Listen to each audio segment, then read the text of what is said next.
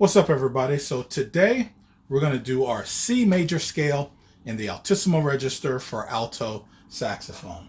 For the alto sax version of these videos, I'm going to do two scales in one video, except here. I already did an A flat one by itself, and now I'm going to do the C major scale by itself. So I live in a really old house, and I've bought like 4 air conditioners because this house does not have natural ventilation. If I'm being perfectly honest with you, Tesla and Edison had beef when this house was built.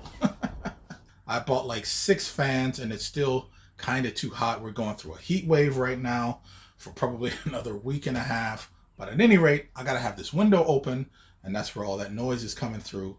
I am looking into that, even though I think it's become a charming quirk of my channel. But at any rate, ladies and gentlemen, let's do it.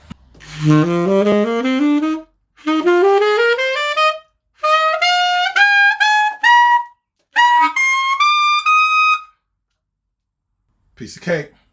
I mentioned before that the biggest differences between Altissimo on alto and Altissimo on tenor is right over the break. Right when you start to get into the Altissimo register, these two instruments can be wildly different. So let's take a look here. Then we go to palm D as we would. Now in this case, you can go to front E. I never use front E on tenor. I do not like the sound of it. It's just weird and kind of rubbery, but on alto, it's very nice. So front E to front F. The problem with using front E to front F is when you are descending. On my saxophone, there's a pretty big gap between the 1 key and the front key. Like your finger can get caught up in here.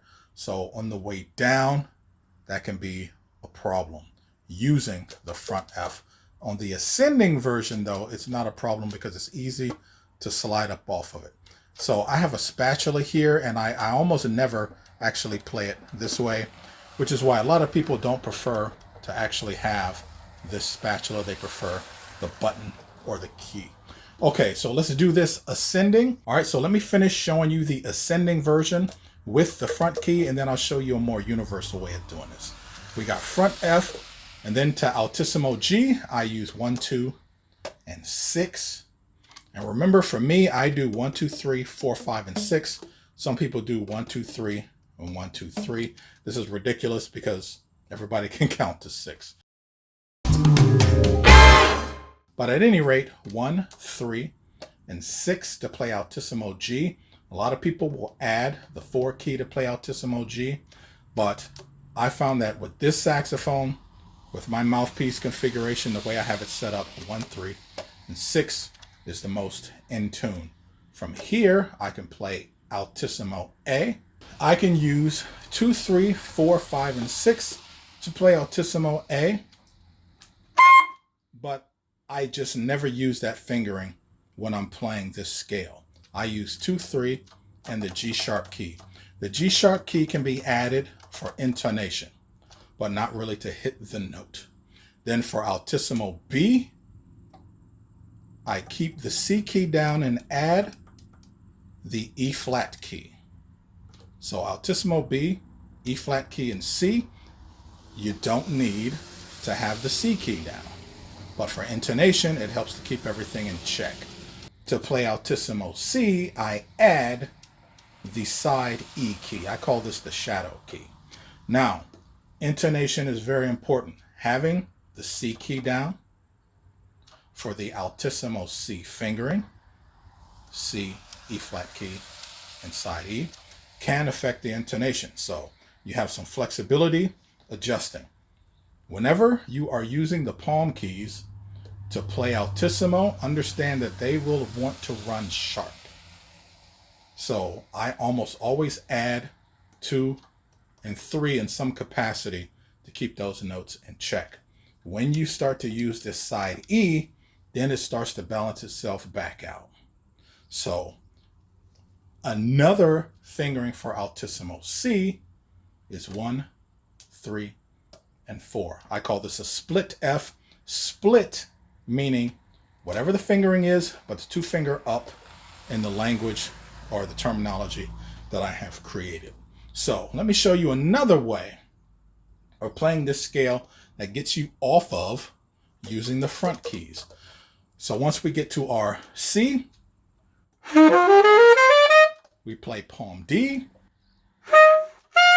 and then we can switch to overblowing the middle E flat.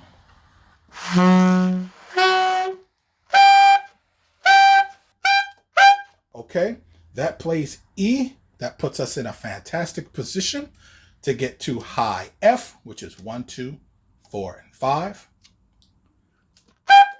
From Altissimo F, that puts us in a great position to get to Altissimo G, 1, 3, and 6. Let's use the other fingering for Altissimo A. This one is the most common fingering, which is just like middle D, but with the first finger up. Whenever it's a fingering with the first finger up, I call this vented. So a vented D, 2, 3, 4, 5, and 6. So a vented D, just like middle D, but with the first finger up to play Altissimo A. And then for Altissimo B, boom, just overblow middle D. For Altissimo C, 1, 3, and 4. Now, you can cheat this even more. And this is a technique that I showed you in one of my easy Altissimo riff videos for tenor saxophone. Some of them apply to alto saxophone as well. So once we get to A, just think about keeping the right hand down. Don't even worry about the right hand. All right, so A, add 1 for B, lift 2 for C. Remember, just keeping 4, 5, and 6 down. And you get this.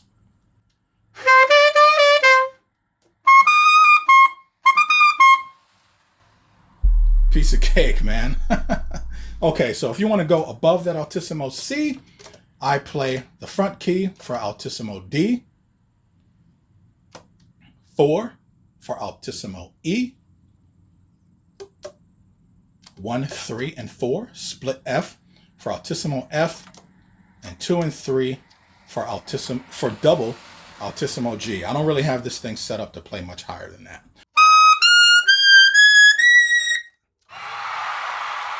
If you like this kind of content, ladies and gentlemen, you want to see more of this kind of stuff and support the channel, you can buy me a piece of cake. There will be a link in the description. It's just like buying me a coffee, but a piece of cake. Also, ladies and gentlemen, I have my Altissimo book for alto sax and tenor sax that are available as a digital purchase. And I cannot stress this enough. These lessons are meant to be used in conjunction with the book.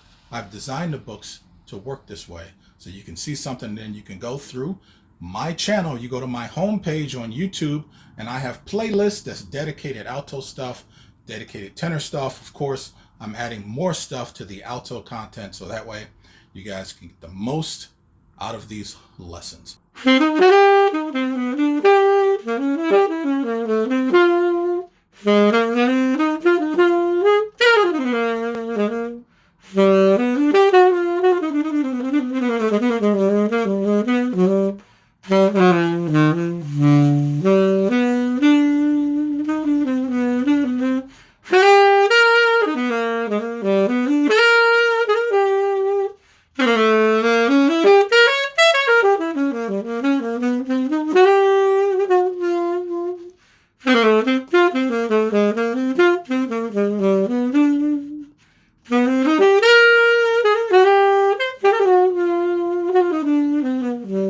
Okay, I want to plug a video that I have coming up, ladies and gentlemen. There's this one chord progression that I only have ever heard in tango music.